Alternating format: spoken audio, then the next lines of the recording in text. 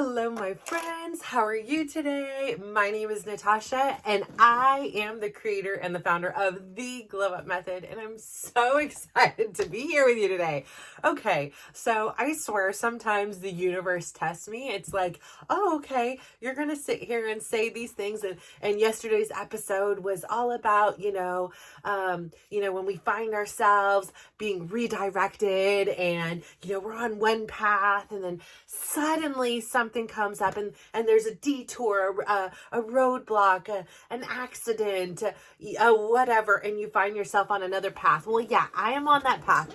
I'm coming to you today from my ultra dark bedroom because, again, for the fifth time in 1 month, we don't have power. And the irony of it all is that, literally today I was driving on the freeway and I drove next to, we here in California, specifically where I live, it's called Pacific Gas and Electric, PG&E. They are really just testing the patience this year for us this summer. Like I said, this is our fifth outage in the last month, and it only affects 1,800 to 3,200 of the 66,000 plus customers that are here in Pleasanton. And they do it because we're in a high fire risk area, but literally the people in front of my house, they're with us. We're a team. We're in solidarity. You don't have any power either. I go to my back deck.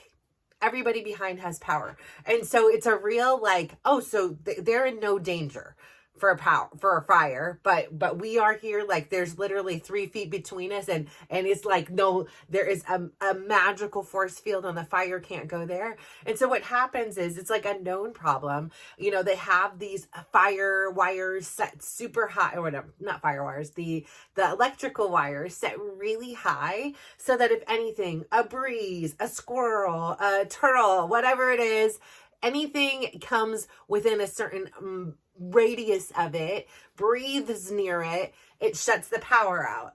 And then they have to get helicopters and crews to go out and inspect all the wires and make sure there isn't a fire and just do their due diligence, which again takes 8 hours at least usually to do. So currently I have no power. I had went through so many different ideas of what I wanted to do today, and I wasn't going to leave the house, but then I was like, no, I really got sold. I really wanted a particular treat from the patisserie today. However, by the time I got there, they were all sold out. And, I ended up having an Old Faithful. I tried something and 2 other things I tried new. But it wasn't exactly what I wanted.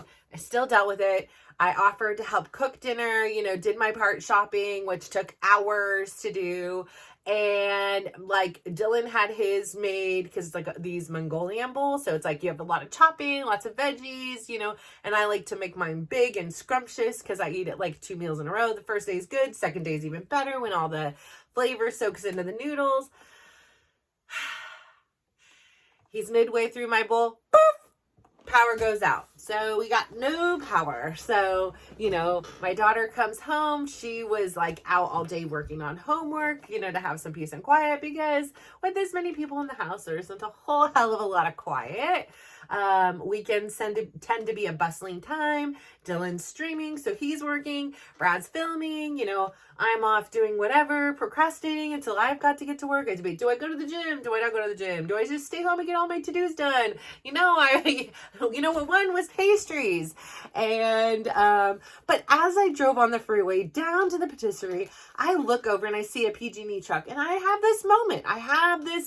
And I'm like, you know what? The next time I see a PG&E worker, I'm going to say thank you for your service, like I do the military people I run into, like I do with the police officers, like I do with the firefighters and the paramedics. I'm like, thank you for, what I'm thinking in my head, thank you for your service, because I'm so grateful. This is the thought this morning. I'm so grateful to have power. Today is cool. It's actually kind of cold. When I took my morning walk this morning, I put on a sweater, and I left, and I was like, ooh, I think I'm gonna go grab a light sweater. And I did. And I was so glad. It was chill. I was actually chilly. It was the first time I was even cold in weeks. Cause even at night, it's been so freaking hot. It doesn't even get cold. So Oh, I guess I'm in the air conditioning, some, in gyms or in my car, but I don't know. It just feels like I haven't been cold in a long time. And so and when I'm in the gym, I'm working out, so I'm not really cold, even when the cold's on. But I end up, yeah, I don't know. So I put on the cold, whatever. I put on things. So I'm grateful it's not cold. I mean, it is cold. It's not hot because, the last time we had the power outage, it was hotter than all heck. But it's really, a test to like, okay, let's just take this redirection. And I'm like, sitting here thinking, and I was like, oh my gosh, I don't think I can film. I'm going to be pitch black dark. I can't turn on my Ring camera. But then I remembered I've been charging every few days my handy dandy power source. And so I started to plug in my phone because, again, my phone was at like 30%. So I was like, just plug it in. I'm not doing anything else. And then I went and grabbed Tyler's phone because his was super low. And I was like, hold up. I think I can put the Ring cam in here. So Chris and Brad left to go eat. Dylan and I ate. Tyler just came back. He was at a tournament. Can't participate still yet. But, the same location where Dylan had tore his ACL. So I'm not ready to go there. So he caught a ride with one of his buddies. Karina and Owen had just came back. And they they left to dinner. So I was like, the boys are now like, what did you do back in your day when there was no power and there was no internet? Like, what did you do? I'm like, we read books. I literally counted the popcorn on my popcorn ceilings. Played toys. They were like, oh, I don't know. So they're both laying in bed, like using up whatever little bit of internet they can and just chilling in there. One's, I think, asleep. So I was like, you know what? I'm going to do a redirect. Like, I found a way and I can still do my filming. Yeah, my light's not on. Yeah, it's kind of dark in here. But the point is, I was not going to let this stop me. I was not going to let this be the thing that is like, I filmed every day except for when I'm out of town. And I think when I came back from Sweden, I think it took me a hot minute to get back into the groove of things again. But nonetheless, I got back. And that's the thing, right? It's not about when, you're always doing, you're at your best, but sometimes in life, the biggest challenges, the biggest tests of your resilience is what do you do after you fall down? What do you do after you, if you're on a diet, that after you you do things that you're not supposed to do on your diet, like, where are you afterwards? Are you able, how do you respond to this type of, unbecoming or whatever it is? Like, how do you respond, like, after a failure, after a mistake, after any of these things? And I think that that's the real important thing in life, is because, again, we're here, we're on this quest. We are, we're over here, we're trying to live a life, and not trying, we are living lives that we're proud of, right? We're crafting them, we're designing them, we're executing on them, we're reflecting, we're finding out who we are. And I think that's so huge because I think there are so many distractions. So when right now I'm in this place where all the distractions, all the things that I was going to have distract me tonight, the things I was going to do on the internet, the TV show I was going to watch, all the things that I was going to do have kind of been stripped from me. And it leaves you kind of raw and in this place to be like, okay, so what is it I would want to be doing in these type of times? And one other thing that I keep wanting to talk about is, again, we are all talking about, like I keep talking about here, because I'm the type of person, we're not going to work from the outside in, we're working from the inside out. We want lifelong changes. We want something that's going to sustain. We're not going to just treat the problem. So like, say, my back hurts. I'm not going to just take Advil all the time. I'm not going to just take Tylenol all the time. I'm not going to just go get shots and just, numb it away. I'm going to get to the source of what the problem is. I'm going to try different things, and some things are going to exasperate it and make it worse, while some other things may actually help it. So last night, lately I've been doing, and when I'm taking my morning walk, I was realizing, really paying attention. Like, so many times, like I say, we're using our right hand. We don't think about what the heck we're doing. We're just kind of doing it, and we think that we're doing it right because we're not thinking about it at all, right? When you take a step and you're walking, are you thinking about, like I think about this because I remember telling my kids when they would be relearning how to walk, like heel toe, make sure you're using your glutes, your hamstrings, your quads, your cat, like you're using the whole mechanism so you're not loading this joint improperly, right? So, like watching my kids in PT where, like they just tend to lean one way or, they tend to lean another or, they're not fully going into the proper form of things. It really makes me think about how many things in our life we do that with. Like, we don't realize it. Our bodies have adapted and found out these little shortcuts and hacks and, oh wait, this doesn't hurt this way. So it seems, but then we're pulling in muscles we shouldn't be, right? So if I'm walking and I'm not, utilizing my glute muscle, then perhaps I'm loading into my lower back and I'm not even realizing it. Or if I'm walking like hunched over, like I'm not utilizing all of the muscles I should be. So really taking the time to focus in and see, like, am I properly? And I think a lot of times we don't know. I honestly don't know the proper, nobody was like, here's the proper way to walk. I just got up one day and I was able to walk. Like, it was like, yay. And I got high fives and I got claps and smiles and giggles and maybe pictures taken of me, like I did it. It wasn't like, okay, now we're going to show you the proper way to walk, No, you just do it. Like, I can't do a push-up to save my life. Like, I don't know how to do a proper push-up. It doesn't even matter how many times I've tried. I can do the girl ones. I could do them against the wall. I could do them on the stairs. I cannot do and I know what it is. It's got to be the easiest thing because I'm pretty strong. I just don't know the proper form. Like, I don't have my hands in the right spot. I don't have my arms or my shoulders. Like, something is amiss. I need somebody to be like, here we are. We're going to break this down for you, muscle by muscle, placement by placement. And we're not going to just throw you into a full one. We're going to do, here's some variations to get you into that spot.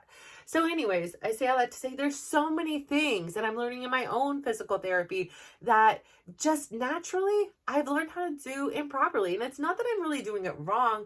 It's just there's a better way that takes in all of the muscles, that takes in all, like that's more beneficial to me. And that's the quest here. I want to be living the optimal life, right? Like doing things the most beneficial way. So again, I'm taking these walks in the morning. And one of the things that I've really been mindful of is engaging my glute on the when my leg is in the back, I squeeze, and then when I first started, it was just like I squeezed the whole time and then I would get fatigued and stop. But just really learning how to like squeeze and use that muscle and engage it like to wake it up because I really do feel like it's asleep. And so I do feel like, and I'm trying to give things time before I introduce too many things at once. And I do feel some improvement in my pain in my back and my hip on that side. And so I was noticing how much easier it is for me to do it on my left side, which is the side I have no pain on ever, compared to the right side. It was definitely more challenging. So I actually woke up this morning. I got out of bed and I was like, oh my gosh, my legs are not like not legs, but my leg isn't asleep. Like there isn't any pain. And I'm like, wait a minute, is there like, and I started moving around. I'm like, I'm not in pain right now. Like I'm not in pain. And I was just like, oh my gosh, last night, even I have this little, Karina had bought for me for Christmas. It was this like portable, like kind of like back massager thing you can put in the car. I'm too scared to use it in my car. I'm going to tell you why. Like I just had a feeling like if somebody hit me with it, even though I have a big car and stuff like that, I'm like, would this impale me somehow? I'm like, I'm not gonna do that. Like sometimes I'll do like a tennis ball or a ping pong ball or a baseball as I'm driving, and even that it gets me a little weirded out. I'm like, yeah. So I was doing it here, and instead of going to the spot where I always feel the pain, where it seems like the pain is coming from, where it's like screaming at me, I went to these other spots around there, and I was like, oh, okay. Yeah. Whoa. Okay. Wow. That's a doozy. Okay here. And it was, I kept doing the same thing. I kept trying to treat the spot that was screaming and wanting all the attention. And last night I just had this epiphany and I was like, let me try another spot. Let's try something else. Like, I've been doing that same spot for years. And yes, it will in the moment give me some temporary relief, but it's not getting to the root of the problem. So I ended up finding this other juicy spot, and I was like, whoa, whoa, mama, like, let's just sit in here with it. And here's my thing is I tend to like get very like I'm all in or all out. Like, so I will go the distance with it. I'm like, yeah, I will sit there for a solid hour, just working it and then probably irritating and stressing it out. So I had to keep telling myself like, okay, time to chill, like time to go off it, like get off it. But I felt so nurtured. Like, she had also bought me like a foot massager thing. So I had the foot massager going, I had the back massage going, and I was like, I felt the air was cool in the room. Like, I just felt like $1 million. I was like, oh, I just needed a little pampering. I'm telling you. So I was able to just do that. And I woke up this morning without pain. And when I went for my walk, I was noticing when my walk started, I wasn't in pain. And about 6 minutes in, it's kind of a 5-6 minutes is usually like about the time where I start to feel like numbness. And I started to feel kind of like tightness, but I didn't have the numbing feeling, and that was like the tightness like radiating down my leg or whatever. So anyways, I'm giving you a lot of details, but the thing is, here I am, is it's not stopping me. I may have not always got to the solution right away, but I know for sure just treating the symptoms is not the lifestyle I want to be living. I want to be able to be in a place where I'm taking a walk and I don't need to stop and do a figure 4 in the air for a few minutes. But I will do it.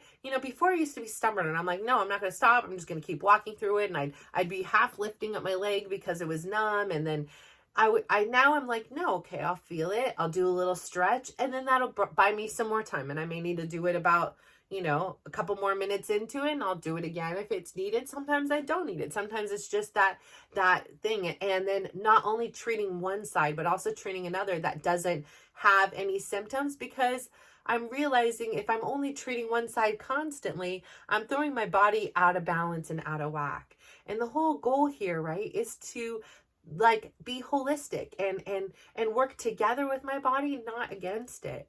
And so really starting to examine and with curiosity what is going on, instead of us so often we want to be out of pain, right?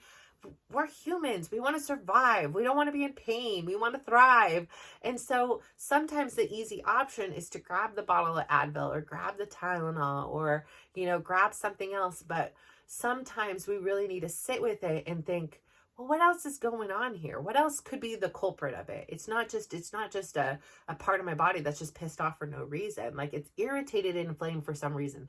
Is something getting pinched? Is something, like out of whack? And so again, like really being curious and aware of what I'm doing. I noticed when I drive in my car, the way I drive, and I've had my car for, my God, I think 15 years, something like that.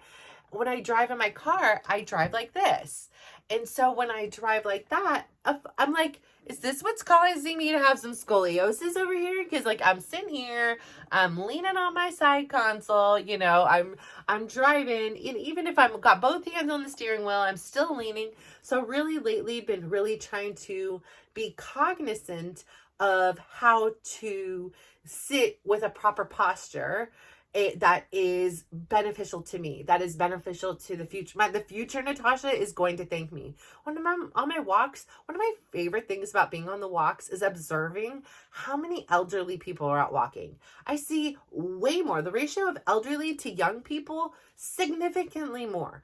But I also do notice the way that they're moving, their mechanics. Some are very stiff and the steps are very this. So I'm looking at that and I'm thinking about the way I walk and how is it future Natasha wants to walk? I want to be mobile, I want to be fluid and flexible. And I don't know if that's possible. I don't know if, biology and time and gravity, somehow inhibit that. I haven't studied that. But for me, I'm going to continue to do the stretching, the balance work, the things that I'm doing in order to give myself the best chance of being able to achieve that type of flexibility and movement in my future. Like, I still want to dance until, I can't dance anymore. And even then, I'm going to still be dancing in my chair or something. Like, it's something I really love and enjoy. And so I really do think it is important for us to take time to sit back and think about where are the sources of pain. Like I said before, I'm in the midst of a separation and divorce. And so this pain I was having from allowing myself to be treated in a way that I was very specific in saying, I don't feel comfortable being treated this way and I don't like it. And a lot of times I wasn't able to articulate it in a kind and healthy communication style. I would have outbursts and I'd be like, stop yelling at me. Like, why are you, and I would yell back because like, I just couldn't take any more on the inside. And, again, like I was explaining the other day, I was saying, I was talking with somebody and I was talking about how, for so many years, like I valued the importance of sitting at the dinner table. It was something that was very important to me. I had many wonderful conversations with my grandma around the dinner table. And even when it was just my brother and my dad and I, we did always have time, not always, but often we had meals together. And often that was the only time that I had with them because I wasn't playing football and I wasn't, playing video games with them, or I wasn't watching football with them all the time. So it was this rare moment that it was like, we kind of were a normal family for us, and we were as normal as our family was. And I didn't feel as lonely as I did in other times in my life. And so when I was up in my room alone, I felt very isolated. I felt very alone. And that's why I was always asking my dad, please, can I have a phone? Because I just wanted to be able to communicate with people. And as I got older and eventually I had to pay for my own phone and get my own phone. And he did allow it. I was much, much, much older, late teenager. It gave me this freedom to be able to talk to people and not feel so isolated and alone. And, when I got married, I again really felt like this was an important thing and tried to integrate it into our life. Now, Chris came from a different philosophy. It's not important to him. He didn't care about it. So there were many battles between having this dinner and not. And he was like, just give me reasons why we have to. And I don't really want to. And I like watching TV. And why do we have to do it your way? Just because you want to have dinner at the table. Oh, I want to have dinner at TV and I want to watch TV. And I would just concede, and I was like, okay, fine, like whatever. And you go watch TV and I'll just sit here alone. Like, that's fine, and eventually, even when the kids got older, we would, like, every once in a while for fun, it would be like, pizza night or something like that. We would do picnic dinner, and it'd be on the floor. It was just something different, right? It was like something fun, and, they were little, and then suddenly somewhere along the way that became the norm. And then it came to not even just us sitting around the table and talking. It came to like sitting around eating and watching a show. And I just hated it. Like, I don't like sitting and watching and eating. And so I just mindfully eat. And when I eat, I like to just make those connections and talk, right? So that kind of got taken away. And then I was like, just going along with the flow. And then I was like, I just don't enjoy this anymore. Like, I want to sit at a table. My back hurts. Like, my butt hurts. Like, I'm eating on the floor. It wasn't even vacuumed today. And so eventually I made my way back to the table. My daughter made her way back to the table. The kids did. And, there was some strife and frustration there. And, Chris would then sit at the table and be on the phone. And I'm like, this is our only time that we're all together as family. Like, can we not be on the phone? And again, it was like always an argument. Like, why is that be your way? Isn't it just good enough I'm here?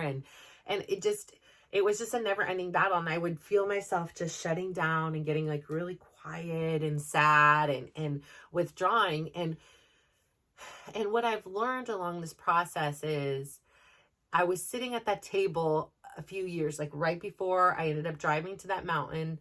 And I was sitting at that table and I remember thinking to myself, like, I just felt like I was a shadow of a person. I felt like, you see this shadow right here? I felt that's all I was. There was nothing on the inside. It was just the frame of a person. Like, it just was nothing. And I was nothing. And I just really felt like I had no purpose at all on this earth. and no value here. I remember, again, my kids are little, like they would ask sometimes, but for some reason it was like more important to me if my partner was, asking this. And so like, I don't like to test people at all. Like, listen, if I have to test somebody, we've failed. Like that relationship is not good. But it was just this thing that I had this realization that so many days had gone by and he had never asked how I was, how my day was, what I did, nothing. If I was happy, like nothing. There was no seeming care about getting to know me or my thing. And as I learned to finally find my voice and the lack of being asked, I would just over volunteer information. Again, we talk about this all the time, how, it's all one way, and then you kind of overcorrect, and then you kind of go find your balance and your happy spot that works for you, right? And again, that didn't feel right either. It's just like, me telling you, you're half listening, like, yeah. Like there were so many times I remember like talking to him about like something really important, like being super vulnerable. And he's like over here, like batting his eyes. And I'm like, are you sleeping? And he was like, no, I'm not sleeping.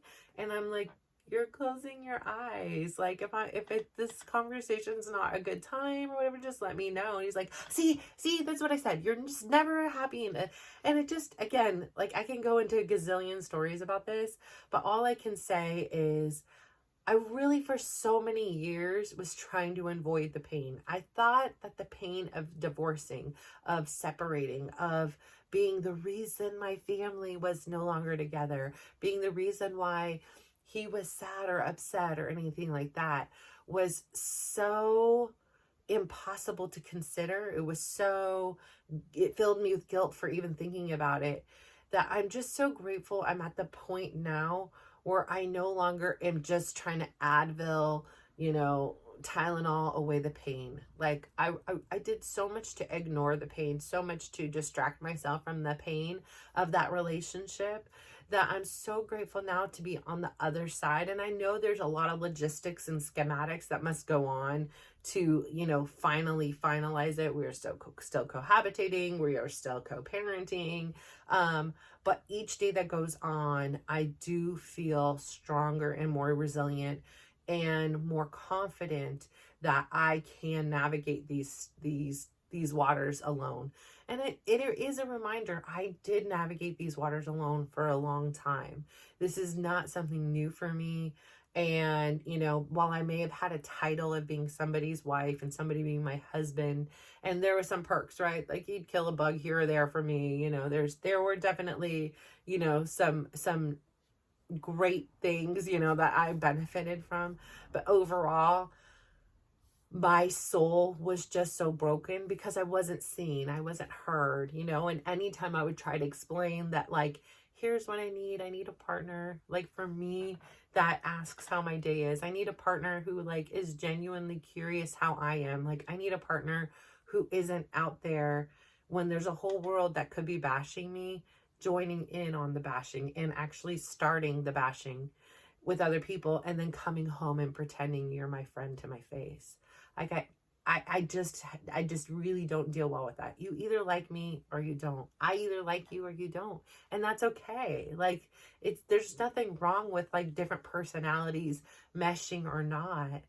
But I think what is really unfortunate is to pretend to be someone you're not and then hurt the other person in the process. I think, some honesty, and then just to have the courage to not talk poorly about somebody else, even when you're frustrated and hurting, is really, exhibits a high emotional IQ, and it exhibits the way I would want to be treated and the way I treat others in this world. Like I do really, really appreciate the growth I've done on a social level. I'm so grateful for the friends I've cultivated now and the relationships I've cultivated now and what they're built on.